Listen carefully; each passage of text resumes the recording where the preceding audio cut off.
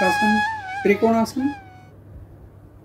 भौमितिक पद्धतीतील त्रिकोणाप्रमाणे आपल्या शरीराचा आकार करणे म्हणून याला त्रिकोणासन असं म्हटलेलं आहे.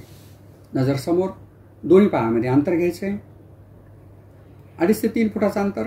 उजव्या हाताचा स्पर्श डाव्या पायाच्या अंगठ्याला झाला पाहिजे आणि डाव्या हाताकडे वरती बघायचं आहे. Twisting position. पाठीचा मणका यामध्ये पिळवला जातोय. कमरेच्या सांध्याला व्यायाम मिळतोय.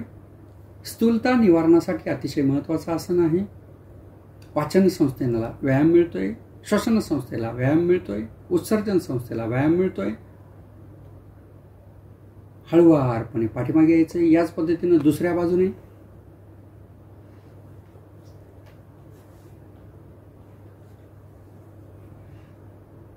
अतिशय सुंदर असं हे आसन आहे. सर्वसामान्य कुणीही हे आसन करू शकतो.